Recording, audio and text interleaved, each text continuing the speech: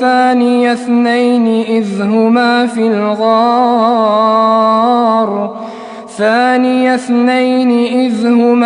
الغار